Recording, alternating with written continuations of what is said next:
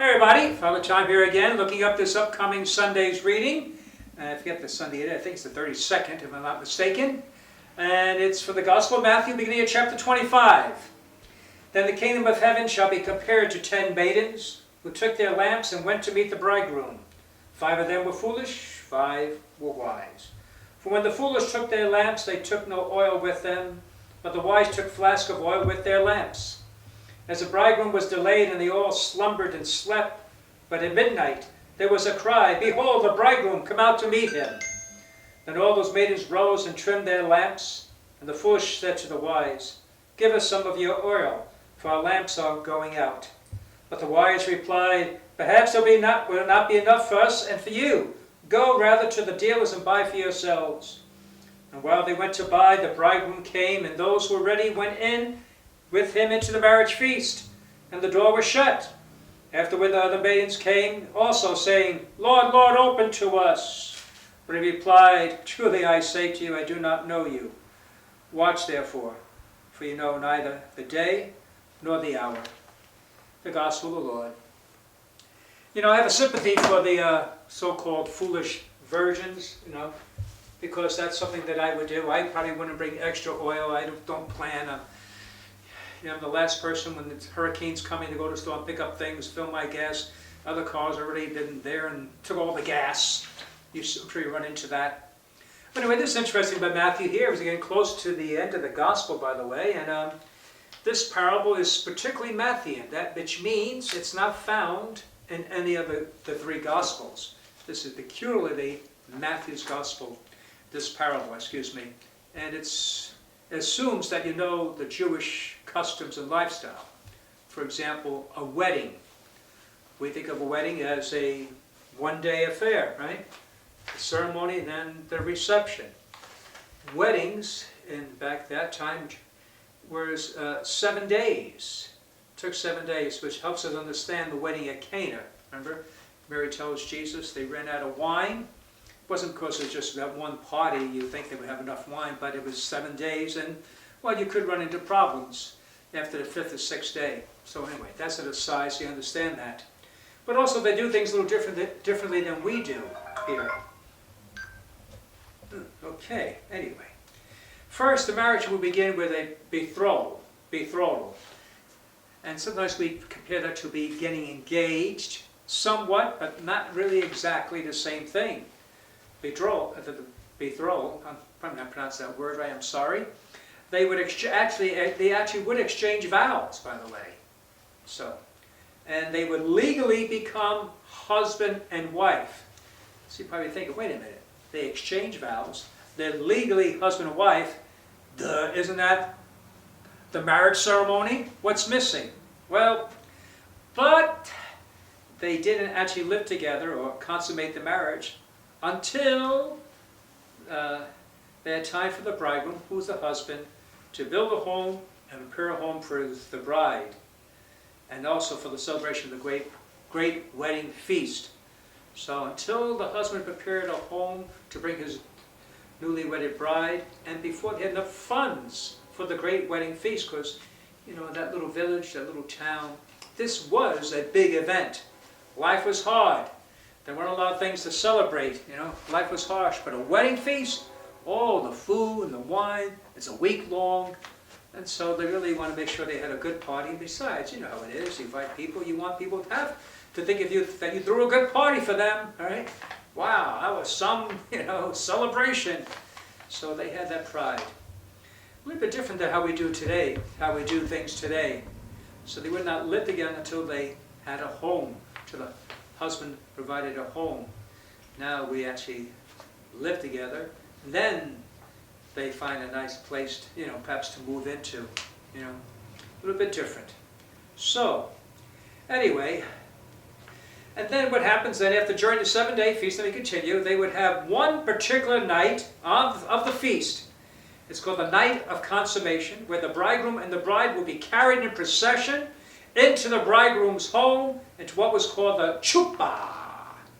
The chuppah. That's a nice word, isn't it? The chuppah, which is actually the wedding chamber, and there they would come together as husband and wife for the very first time. And that was sort of the highlight, the great procession. And so that's what we're looking at here right now. And so the virgins, there's 10, we call the parable of the 10 virgins, of the 5 foolish and the 5 wise. They will be comparable to what we have today, bridesmaids. Actually, the bridesmaids is an English word. Actually means a virgin, someone unmarried and do not know a man. So anyway, they'd be part of the wedding procession as we have in our little church ceremony, especially if in a church. You know, a lot of brides love the procession from the back of the church to the front. It's almost the highlight of the wedding itself. It's almost that moment. You know, I've done many weddings, and all the guests are in church. There's a little hum and conversation, and all of a sudden the music starts, and the bridesmaid with the men, you know, the groomsmen, right? And then finally, the bride comes, and everybody stands up.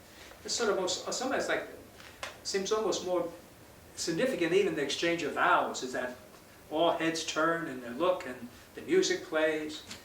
It is sort of well done. But anyway, so these are what takes place. Anyway, usually the procession would take place at night. Not always, but normally at night. And well, you can see why. It's, I think, a little more romantic at night, isn't it?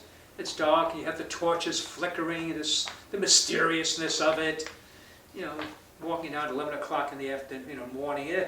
So usually it was at night, and they were there to light. So anyway, the procession, now finally, the groom was delayed, and so the waiting. Finally he shows up, and the 5 foolish realized, uh-oh, we may not have enough oil. And so they asked to borrow some, and those with oil said, I'm sorry, we can't take a chance, because if we give some to you, we may not have enough for ourselves. And so they refuse. But it's sort of odd in some ways, because though it's not stated here, you don't get the impression that they'll be walking miles, all right? It sounds like you can assume that it's really a close little walk or march, and it probably wouldn't be all that far anyway. But they refuse. And so we'll go on with that. And then the other thing is they tell them, the advice, well, go to the dealers and buy some. You know, back then there was no 24-hour Walmart. We're going to buy oil at midnight, the dealers, who's open? So it's a little peculiar response. One, you know, that they wouldn't share it because the walk could be from here 100 yards maybe, whatever. And then again, tell them to go buy some. It doesn't quite make sense. And then finally, even another further point is, so they get there late, and they open the, you know, knock, and they refuse to come in. Now, come on. Now, think about a wedding, the bride, and these are friends of his wife. Someone turn them away? They're the guests and close friends of your wife, right? Usually the bridesmaid, there's that, usually sometimes family, or just really a close friend. They shared years together, whatever. And you're going to tell them, sorry, you can't come in because you're late. So those points are a little bit confusing. But, so what is the moral of this parable? In the Hebrew, they say they have what they call it a nimshal. A nimshal is usually maybe a short sentence, or it could be a little longer, which sort of captures the meaning of the parable. Sort of like we have some of the end of our fairy tales or stories, right? The moral of the story is, and we sort of give in capsular form. So that's what the nimshal is. And so what is this? What's the nimshal of this parable? You do not know the day nor the hour. Watch therefore. Watch therefore, because you do not know the day nor the hour. Now, that parable always means something else, and I guess you probably figure out by now, it's talking about the second coming of Christ. You do not know when, we do not know the day, nor the hour. We have to be ready. Not only be ready, but he says in the parable, I do not know you. Wow. Now, will Christ say that to us? Do you know Christ? It's sort of what we hear usually what Protestants say, a personal relationship to Jesus. And a lot of Catholics usually frown on that because it sounds, quote, so Protestant, but there's a lot of truth to that. Not enough simply to go to the church rituals, and say, well, I got my sacraments checked off. But you need a relationship with Jesus Christ. Not enough simply have your name registered in the church files.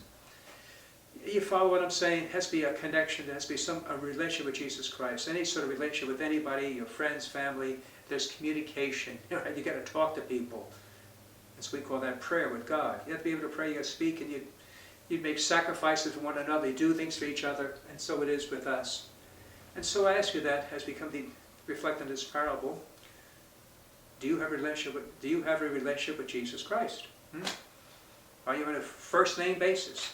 Do you talk to him often, daily? And do you serve others? Because when we serve others, especially poor, said Jesus tells us, then you do that. Whatever you do for the least of my brothers and sisters, you do for me. And so who knows when that will be, when God will Jesus return, but even perhaps closer to home, our own death itself. We do not know that either. But be ready, to be ready when Christ comes. Until that time, get to know him, have a personal relationship with him. Bless you. Have a wonderful, wonderful week.